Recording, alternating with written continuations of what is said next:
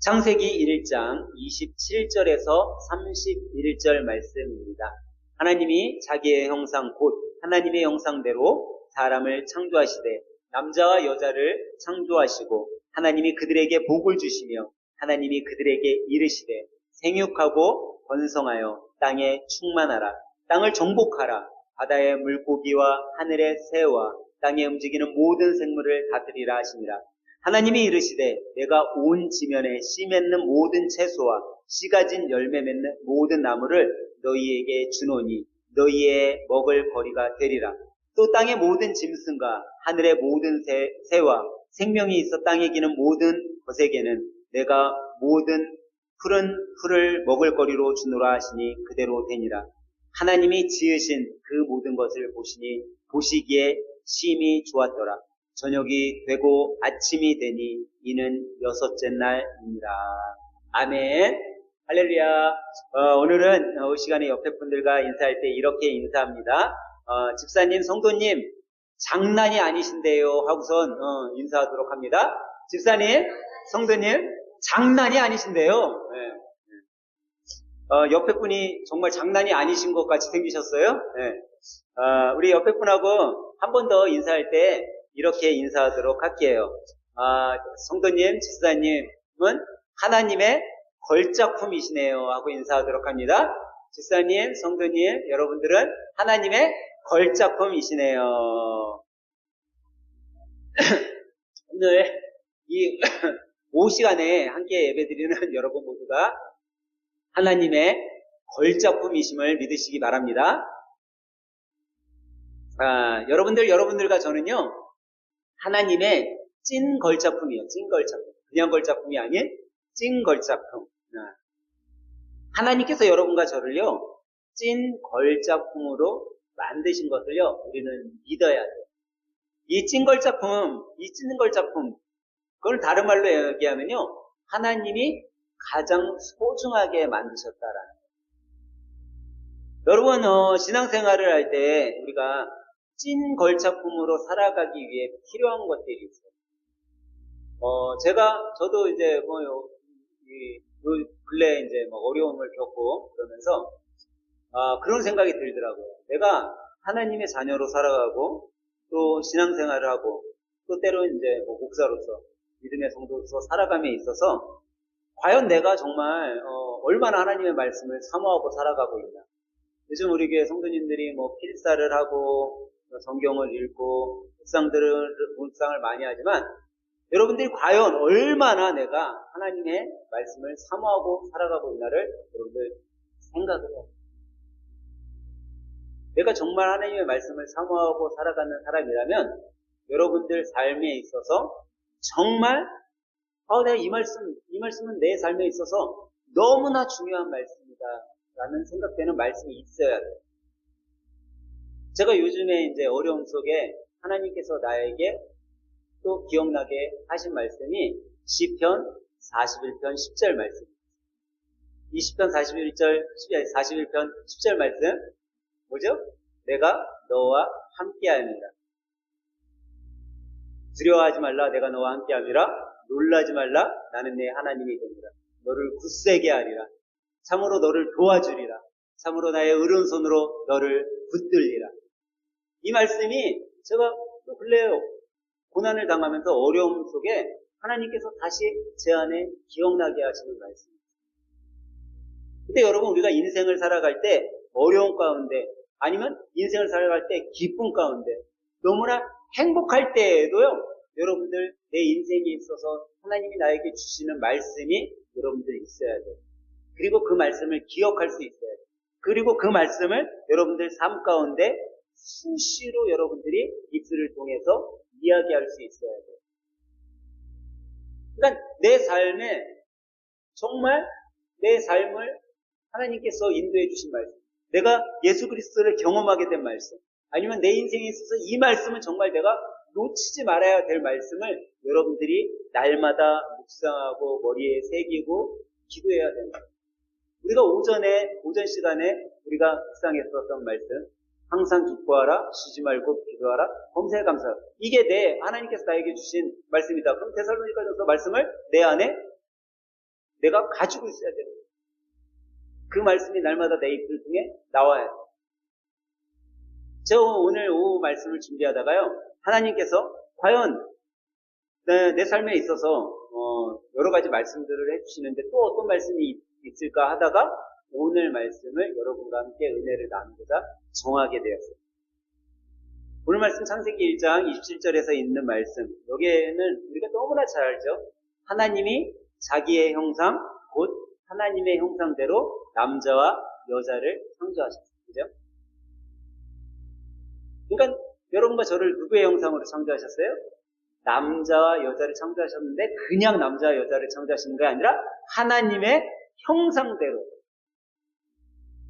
그러니까 아까 전에 여러분들 인사할 때 옆에 분들한테 뭐라고 인사했어요? 장난이 아니신데요. 인사했잖아요. 왜 장난이 아닐까? 너무 아니야? 생긴 게 너무 아니랬어? 너무 못생기고 너무 잘돼요? 하나님의 형상을 보니까 장난이 아닌 거예요. 옆에 사람 딱 보니까 하나님의 형상이 보이니까 장난이 아닌 거죠. 근데 하나님께서 남자와 여자를 창조하시고 그걸로 끝났냐? 아니에요.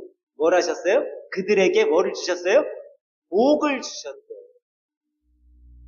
그냥 끝난 것이 아니라 하나님이 그들에게 복을 주시며 그들에게 이르시되 생육하고 번성하여 땅에 뭐하라? 충만하라.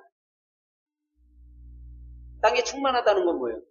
수없이 많이 꽉 차서 넘쳐 흘릴 정도가 되라는 거예요. 땅에 충만하라. 그 다음에 땅을 뭐하라고 했어요? 정복하라. 충만한 가운데 땅을 어떻게 해야 돼요? 정복하라고 했어요. 그 다음에 바다의 물고기와 하늘의 새와 땅에 움직이는 모든 생물을 뭐하라? 다스리라 하시니라. 그러니까 하나님은 자기의 형상대로 만드신 것뿐만 아니라 그 위에 되어질 일들을 이미 다 계획해 놓으시고 그것대로 살아가라고 축복하신 거예요, 여러분과 저를. 그러니까 우리는 그 축복대로 살아가기만 하면 돼요. 근데 하나님께서 여러분, 우리 창세기 1장에 보면 뭐에 대한 이야기예요? 창세기 1장 1절부터 뭐에 대한 이야기죠? 천지 창조에 대한 이야기예요. 하나님께서 천지 창조를 하셨어요. 첫째 날 뭐를 만드셨죠? 빛을 만드셨어요. 아무것도 없는 암흑 속에 하나님께서 빛을 만드셔서 빛이 있게 되었어요. 둘째 날 뭐를 하셨어요? 궁창 아래의 물과 궁창을 나누신 거예요. 궁창 아래에 있는 물, 궁창 위에 있는 물을 나누셨어요. 셋째 날 뭐 하셨죠? 하나님께서 셋째 날은 그러니까 궁창 아래에 있는 물들을 한쪽으로 모으셨어요. 한쪽으로 모으시니까는 뭐가 나타나요? 육지가 나타나죠. 그래서 하나님께서 셋째 날 육지와 바다를 만드십니다. 넷째 날 뭐 하셨죠? 제가 이거 예전에 한번 설교하면서 쉽게 하는 방법 1, 2, 3만 외우면 된다고 했잖아요. 첫째 날 뭐 만드셨다고요? 빛을 만들었잖아요. 그러면 빛의 반대는 뭐예요? 어둠이잖아요. 어둠과 빛에 있었으니까 하나님 거기서가 뭐를 만들었겠어요? 어둠에는 뭐를 만드셨어요? 별을 그게 넷째 날인 거예요. 첫째 날에 만들어 놓은 것을 채우시기 시작했어. 그래서 낮에는 낮을 주관하는 강명, 태양을 만드신 거죠. 밤에는 달과 빛난 별들을 창조하셨어요. 첫째 날만 창조하신 걸 채우셨어요. 둘째 날 뭐였어요? 둘째 날 궁창 아래의 물과 궁창 위의 물을 나누셨잖아요. 그리고 궁창을 만드셨잖아요. 그러니까 하나님께서 넷째 날에는 다섯째 날에는 맞죠? 다섯째 날에는 뭘 만들었겠어요? 둘째 날 만든 거를 채우셨을 거 아니에요. 그러니까 바다에 뭐를 만들었어요? 물고기를 만든 거예요. 하늘에 뭐를 만들었겠어요?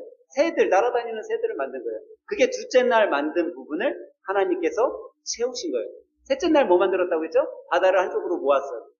바다와 육지를 만들었으니까 육지 부분을 이제 채우려니까 뭘 만들었겠어요? 식물들 또 동물들을 만들었어요. 그 식물들 동물들을 다 만들고 누굴 만들었어요? 하나님의 형상을 따라 누굴 만들었어요? 사람까지 만드신 게 하나님의 천지 창조의 모든 일들이 끝난 거예요. 그래서 1, 2, 3 세 개를 외우면 그 세 개를 채우신 것이 넷째 날, 다섯째 날, 여섯째 날 하신 거예요. 그리고 일곱째 날 뭐 하셨다고요? 안식하셨어요. 그렇게 기억하시면 여러분들이 좋아요. 근데 여러분 우리가 한번 이 하나님 천지 창조 이 속에 우리가 아주 신비한 비밀을 알게 돼요. 하나님이 천지 창조를 하실 때 무엇으로 천지 창조를 하셨죠? 말씀으로 하셨어요. 근데 특별히 하나님이 말씀으로 안 만든 게 있어요. 그게 뭐죠? 사람이에요. 근데 여기서 우리가 또 하나 참 신기한 거를 하나 발견해요. 하나님께서 모든 걸 다 말씀으로 창조하시고 사람만 흙으로 만들었을까요? 아니에요, 여러분. 또 뭐를 흙으로 만들었어요? 새들과 짐승을 하나님이 흙으로 만들었어요. 무슨 이상한 소리 하는 것 같아요? 잘 모르겠어요? 창세기 2장 29절인가? 창세기 2장 19절인가요? 거기 나오죠. 19절 말씀에 하나님께서 짐승과 새를 흙으로 만드셨다라고 나오고 있어요. 하나님이 뭘 만들었다고요? 흙으로. 뭐를 만들었어요? 짐승과 새. 근데 그러면 사람도 흙으로 만들었잖아요. 짐승과 새도 흙으로 만들었잖아. 달릴 게 없잖아요. 똑같잖아요. 근데 왜 사람이 달라요? 하나님의 형상대로 만드시고 그 코에 뭐를 넣으셨어요? 생기를 불어넣었더니 뭐가 됐어요? 생명이 되었다라는. 생명은 뭐냐면요, 우리에게 영혼이 있다라는 거예요. 새와 짐승은 흙으로 만들었지만 생기를 넣었어요, 안 남겼어요? 그냥 만들자마자 새가 된 거고요. 만들자마자 짐승이 된 거예요, 걔네들은. 그냥 만들자마자 뛰어다닌 거예요. 근데 사람은 다 만들어 놓고 생기를 불어넣기 전까지는 어때요? 움직이지 않았던 거예요. 그 코에 생기를 불어넣자 움직이기 시작해요. 생명이 된 거예요. 우리가 그걸 기억해야 돼요. 근데 여기서 우리가 뭘 해야? 왜 하나님이 그렇게 애지중지하게 만들고 그 안에 생기까지 불어넣으셨을까? 여러분과 저를 뭐로 만드신 거예요? 걸작품으로 만드신 거예요. 걸작. 여러분, 우리 여자 집사님들 명품 좋아하잖아요. 명품. 별로 안 좋아하시네. 그럴 줄 알고 제가 명품을 안 사드리는 거예요. 네. 좋아하면 내가 명품을 사드릴 텐데 별로 좋아하시지 않으시기 때문에. 근데 여러분, 명품이라고 하는 C로 시작되는 무기 이런 제품들, 이런 아무리 좋은 명품이라 한다 할지라도 그 명품 똑같은 거 있어요, 없어요? 있어요. 한정품이라고 해서 2개, 3개 이렇게 만들어. 근데 더 중요한, 그 명품보다 더 중요한 것들은요, 여러분, 똑같은 게 있어요, 없어요? 없어요. 우리나라로 따지면요, 국보. 국보는 똑같은 게 있어요, 없어요? 없어요. 단 한 가지가 국보야. 그만큼 희소성이 있고 그만큼 중요한 거죠. 하나님과 여러분과 저를 하나님이 걸작품으로 만들었어요. 찐 걸작품으로 만들었어요. 왜? 여러분하고 똑같이 생긴 사람이 있어요, 없어요? 여러분, 일란성 쌍둥이라 할지라도 달라요. 처음에는요, 똑같아 보여. 야, 어쩌면 이렇게 똑같냐? 정말 똑같다. 근데요, 한 달, 2달 사귀어보잖아요? 다른 게 보여요. 정말 다르게 생겼어. 친해져 보니까 달라요. 똑같은 사람 없어. 하나님은요, 그처럼 여러분과 저를요, 걸작품으로 만드신 거예요. 똑같은 것이 있으면 걸작품이 아닌 거예요. 근데 여러분, 우리 지금 몇십억, 70억 인구예요? 이 70억 인구에 우리 암만 유빈이가 예쁘다가 한다 할지라도 유빈이하고 똑같은 사람이 있어요, 없어요? 없어. 그래서 걸작품인 거예요. 근데 여러분, 우리 요즘 집사님들, 다이어트 하는 집사님들이 있는데, 여러분, 살을 날씬하게 뺀다고 해서 하나님이 좋아하실까요? 네? 그럼 이제부터 살쪄야겠구나. 그런 생각하지 마시고. 우리가 살 왜 빼요? 건강하려고 빼는 거야, 건강하려고. 근데 하나님은요, 뚱뚱하다고 싫어하시고, 못생겼다고 싫어하시고, 그러지 않다는 거예요. 만약에 하나님이 외모 보고 판단하시면 우리 유빈이 정도 생겨야지 하나님이, 너 좀 이쁘구나. 그래, 너는 내 딸 될 만하다. 우리 만약에 우리 장로님이나 나같이 생겼으면, 야, 넌 좀 더 생기고 와라. 너 젊었을 때는 좀 괜찮았을지 몰라도 지금은 아니다. 그랬을 텐데, 하나님은 외모로 보시지 않아요. 왜 외모로 보시지 않아요? 하나님은 찐걸작품으로 우리를 만드셨으니까, 그 각자 한 사람 한 사람이 너무나 소중한 거예요. 여러분, 진짜 중요하고, 진짜 소중한 거는요, 직접 하게 돼 있는 거예요. 여러분, 회사에 신입사원이 딱 와요. 그럼 그 신입사원한테 상사가 뭐 시켜요? 일을 시켜요. 아주 기초적인 일들을 시켜요. 쉬운 일을 시켜요. 근데 회사에 정말 큰 일이 있거나 그럴 때는 어떻게 해요? 자기가 직접 가고 일을 처리를 해요. 왜? 중요한 일이니까. 실수하거나 잘못되면 큰 문제가 됩니다. 근데 이 신입사원이 1년, 2년, 3년, 10년 자기가 어느 정도 노하우가 생기고 직책이 높아지면 어떻게 해요? 시킨 일만 해요? 아니면 자기 스스로 일해요? 자기 스스로 일해요. 실력이 됐기 때문에. 그리고 자기도 정말 중요한 일 같은 경우는 아랫사람 시키지 않고 직접 가서 일을 해요. 왜? 그 일이 중요하니까. 잘못되면 문제가 되니까. 사람들도 중요한 일은요, 정말 이거는 내가 해야 되는 건 남을 시키지 않아. 직접 가세요. 근데 하나님이 여러분과 저를요, 일일이 한 사람 한 사람을 직접 만들어 주셨다라. 왜? 그만큼 소중하니까. 그만큼 중요하니까. 그래서 하나님께서 천지창조 때 다른 모든 것들은 말씀으로 만들고 짐승과 새는 사람처럼 똑같이 흙으로 빚어서 만들어 주셨지만 그 코에 생기를 넣어서 생명으로 만들어 준 건 하나님의 걸작품인 여러분과 저밖에 없다라는 거예요. 하나님의 형상으로 만들었습니다. 그래서 여러분, 하나님의 형상으로 창조된 여러분과 저는 하나님을 찬양할 수 있는 거예요. 하나님 앞에 영광 돌릴 수 있는 거예요. 근데 여러분, 동물이 죽으면 동물 뭐로 변해요? 사람이 죽으면 사람 뭐로 변해요? 흙으로 변하잖아요. 동물도 똑같아요. 죽으면 흙으로 변해요. 근데 동물은 영이 없기 때문에 죽어도 심판을 안 받는 거야. 하나님이 여러분과 저에게는 영혼을 넣어주셨기 때문에 우리는 주님이 오시는 날 다 심판을 받게 되는 거예요. 그리고 영원히 살 사람과 영원히 죽을 사람들이 분별되는 거예요. 알곡과 가라지가 분별되는 거예요. 그래서 우리는 하나님의 형상을 받은 자로서 그 걸작품으로서 살아가야 되는데 하나님의 형상이란 그럼 여러분 과연 뭐라고 생각해요?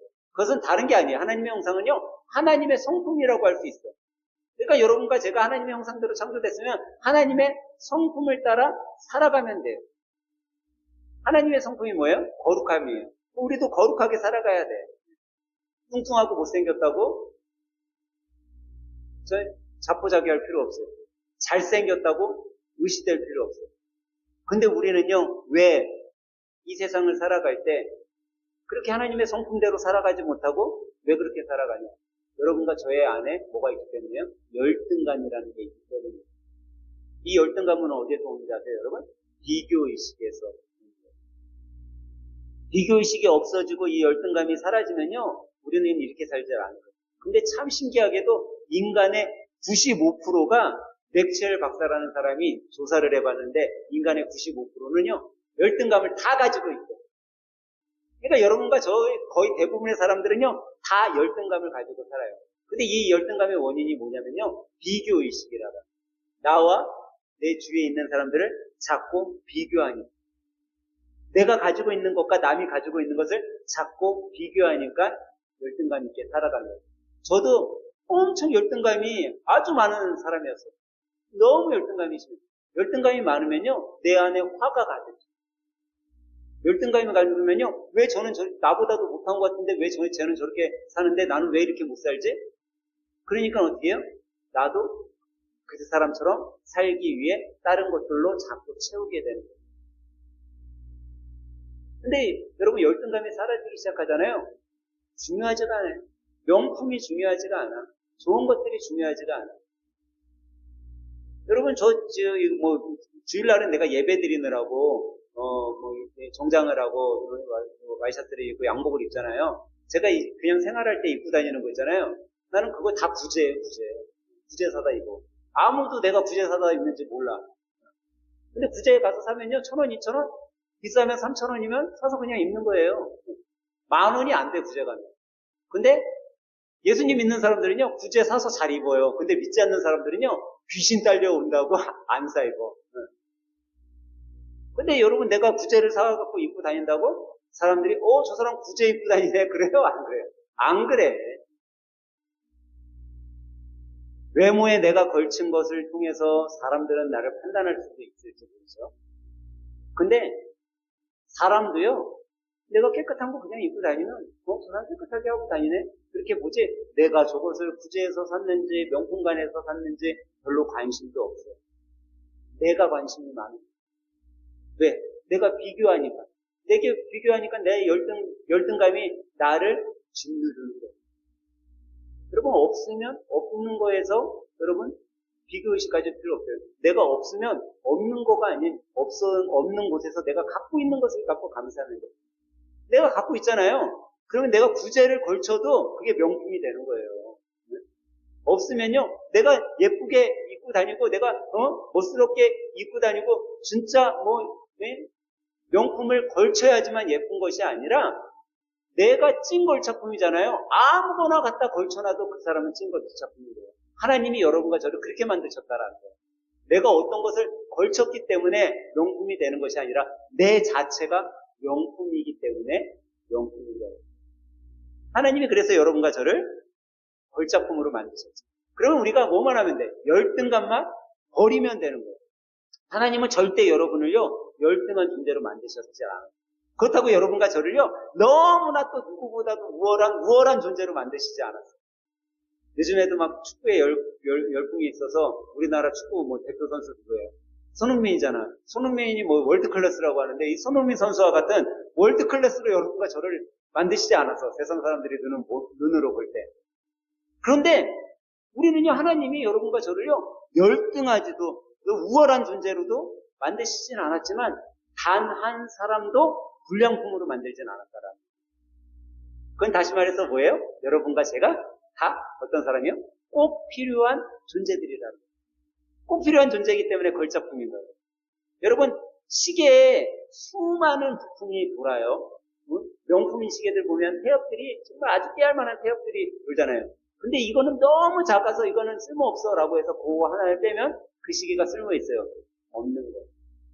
하나님은 여러분과 저를 그런 너무나 필요한 세상 사람들이 봤을 때 너무 작고 하찮고 부족해 보이고 없어 보이고 정말 나고자 같고 정말 쓸모없는 같은 사람이라고 여길지라도 하나님은 여러분과 저를 가장 소중한 그런 걸작품으로 만들어 놓으셨다.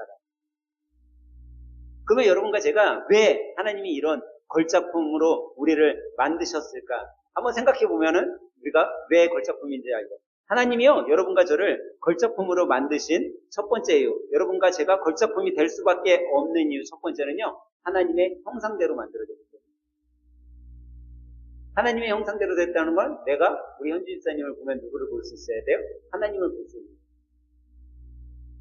내 옆에 있는 사람을 통해서 내가 하나님을 경험할 수 있어요. 그래서 제가 오전에 말씀드린 것처럼 신앙인들은요, 사실 내 주위에 믿음의 신앙인들이 많아야 되고 그 사람들과 교제해야 돼요.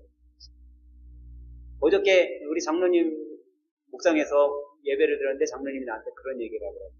정말 믿는 사람들은 믿는 사람하고 교제하고 믿는 사람들 모임에 나가야지 믿지 않는 사람들 모임에 나가면은 나도 모르게 그게 나한테 전가가 돼요.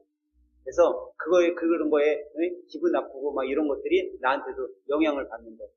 근데 좋은 사람들, 믿음의 신앙인들 이런 사람들 만나면 그 사람들하고 같이 관계를 먹으니까 더 좋은 거예요. 그러니까 주위에 내가 믿음의 신앙인들이 옆에 많이 있면 많을수록 기도하게 되고 섬기게 되고 봉사하게 되고 헌신하게 되고 그 안에서 기쁨을 누리면서 사는 거죠. 그것이 왜냐? 그게 하나님의 형상대로 사는 거예요. 하나님께서 그렇게 우리들에게 해주셨으니까. 저는 오늘 이 점심에 예배드린 여러분 모두가 하나님의 걸작품, 하나님의 형상대로 만들어진 걸작품임을 믿으시길 주님의 이름으로 간절히 축원합니다. 그런 자부심을 가져야 돼요. 두 번째로 우리는 여러분과 제가 왜 하나님의 걸작품일까요? 그것은 하나님께서 여러분과 저에게 뭘 주셨기 때문에 복을 주셨다라는 거예요. 여러분 고난 속에서 아까 전에 우리 경희 집사님하고 잠깐 얘기하는데 경희 집사님이 나한테 그러더라고요. 목사님 아까 설교하신 것처럼 정말 힘들고 고난이 있을 때 하나님이 바라시는 건 딱 그거 한 가지인 것 같아요. 목사님 말처럼 견디라고 하는 것 같아요. 그 시간에 잠깐이라도 견뎌내기만 하면 될 것 같아요. 근데 이렇게 말할 수 있는 사람이 왠지 아세요? 고난을 겪어봤기 때문이야. 하나님은요 여러분과 제가 정말 고난의 밑바닥에 있을 때 기도하라고 얘기 안 하셔요. 야, 너 고난의 밑바닥 속에 찬양하라고 얘기 안 하셔요. 정말 그래요. 그 고난의 밑바닥에 있을 때 너 나와서 예배해라. 하나님 그렇게 말씀하지 않으셔요. 하나님은 그냥 여러분 마음속에서 이 고난의 시간 너 견뎌내기만 해도 이 시간 잘 참고 이겨내기만 해라. 그걸 원하시는 거예요. 그 고난을 이겨내고 견뎌낸 사람은요 하나님은 절대 떠나지 않아요. 그 고난의 시간을 이겨낸 사람은요 절대 하나님을 버리고 딴 생각하지 않아요. 근데 그 고난을 이겨내지 못하니까 딴 생각하고 그 고난을 이겨내지 못하니까 세상에서 어떻게 해보려고 하고 세상에서 어떻게 끌어다 넣어보려고 하고 그러는 거예요. 근데 그 고난의 시간 여러분 그냥 이겨내세요. 이겨내세요. 그리고 제가 얘기했잖아요. 정말 고난이 오면은요 기도하고 싶어도 기도가 안 나온다니까요. 정말 그 밑바닥에 가면요 기도해야 될 거 알잖아. 신앙인이니까.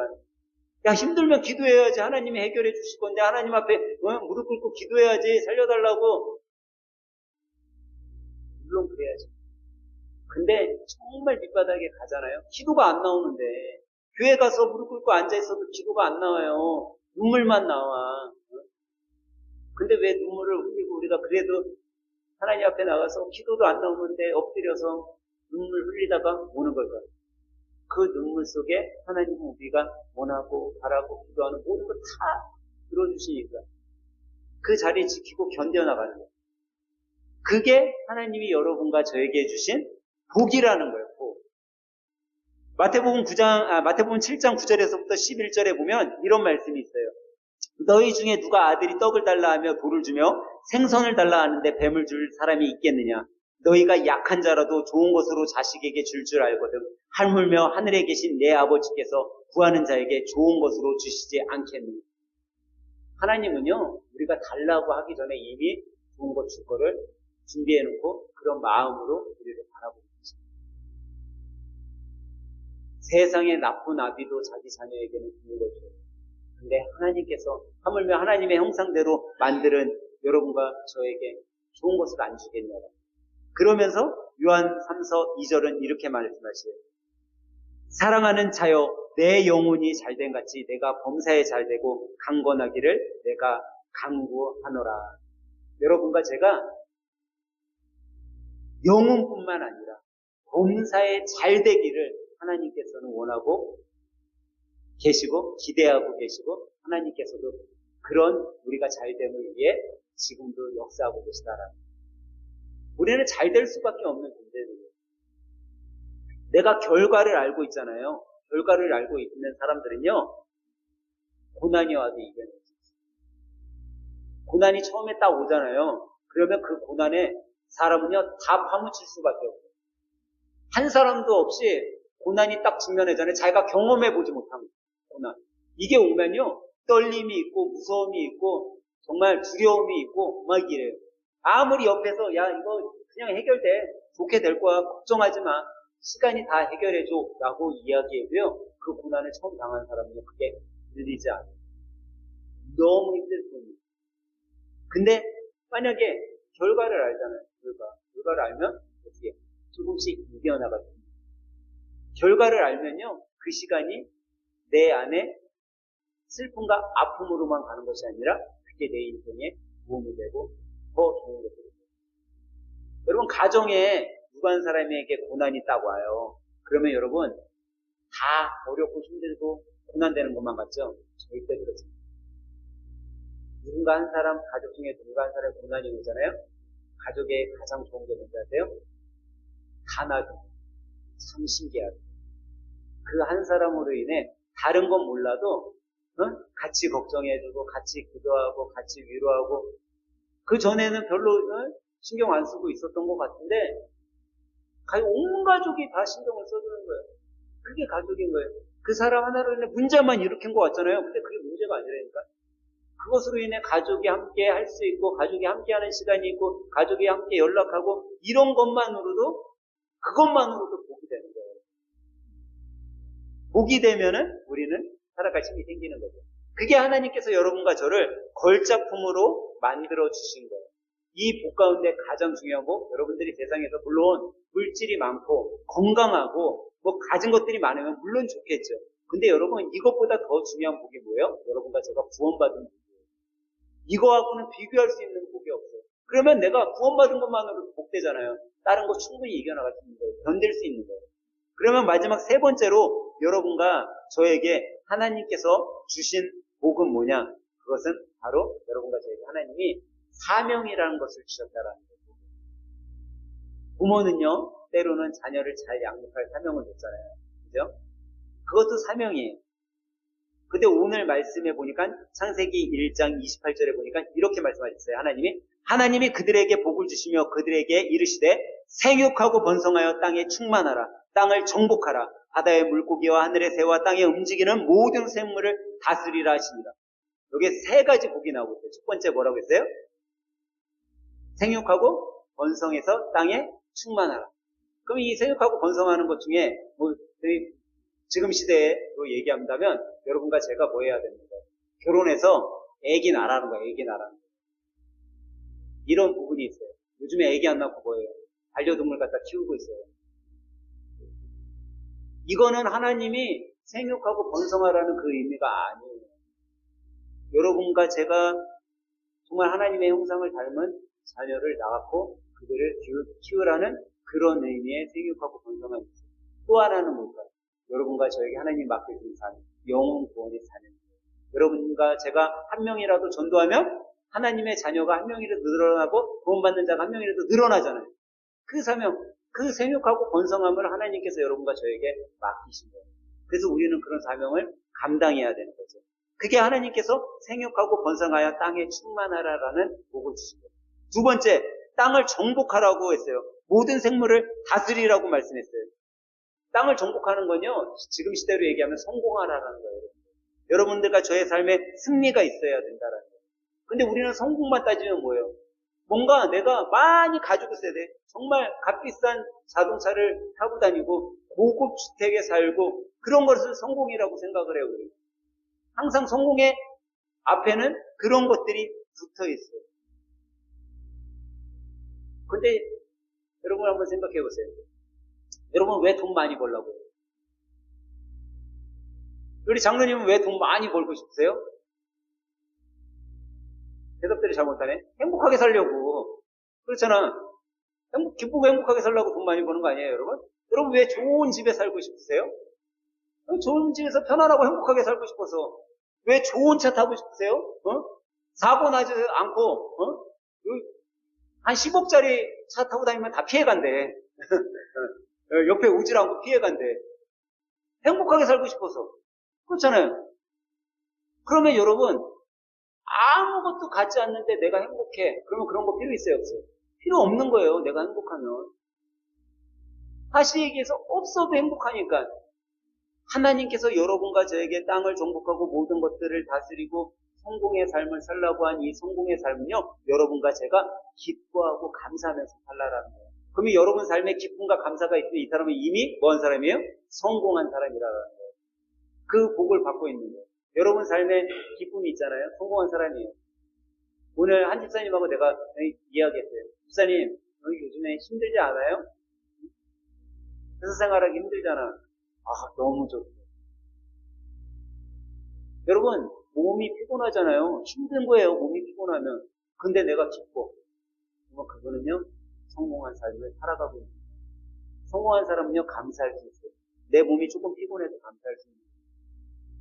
저는 오늘 예배드리는 여러분들이 하나님이 주신 이 복, 성공의 복을 누리며 살아가시길 주님의 이름으로 간절히 축원합니다. 그래서 하나님은 베드로전서 2장 9절을 통해 여러분과 저를 어떤 사람인들이라고 베드로사도를 통해 이야기해 주냐면 이렇게 말씀하고 있어요. 베드로전서 2장 9절. 그러나 너희는 택하신 족속이요 왕같은 제사장들이요 거룩한 나라요 그의 소유된 백성이니 이는 너희를 어두운 데서 불러내어 그의 기이한 빛에 들어가게 하신 이의 아름다운 덕을 선포하게 하려 하심이라. 하나님께는 여러분과 제가 찐 걸작품이잖아요. 이 걸작품, 어떤 걸작품? 하나님과 저에게는 하나님과 저는요, 여러분들을 왕같은 제사장으로 세운 거예요. 여러분과 저는 다 왕이라는 거예요. 하나님이 택하신 족속이에요. 하나님께서 여러분과 저를요, 거룩한 나라로 세워주셨어요. 그리고 그분의 소유된 백성으로 여러분을 불러주신 거예요. 어디에서? 어둠 가운데서 빛으로. 여러분, 어둠에 사는 사람들은요, 항상 떨림 가운데 살 것 같았어요. 근데 빛에 있는 사람은요, 떨림 듯 할 필요 없어요. 빛 가운데 사는 사람들은 항상 승리의 삶을 살아갈 수 있는 거예요. 이것이 하나님께서 여러분과 저에게 주신 복이라는 거예요. 저는 이 시간에 여러분들이 모두가 하나님께서 친히 일일이 한 사람 한 사람 하나님의 형상대로 손수 지으시고 복을 주셨다는 그 마음을 마음속에 새기시고요. 지금 이 순간, 지금 이 시점에 내가 나에게 어려운 일이 있을 수 있고, 비난이 있을 수 있고, 아픔이 비록 있을 수 있지만, 우리가 그 아픔과 고난을 바라보는 것이 아니라, 그 안에서 하나님의 정말 나에게 원하시는 것, 하나님이 내가 주님을 만나길 원하시는 것, 내가 지금 이 시기가 예수님을 만나는 시기구나, 라는 것들을 깨달아서 이 시기 잘 이겨내시고, 또 이 시기 가운데 기쁨과 감사와 희망과 소망이 넘치는 그런 믿음의 하늘생교회 성도들, 하나님의 걸작품으로 살아가는 여러분 되시길 주님의 이름으로 간절히 축원합니다.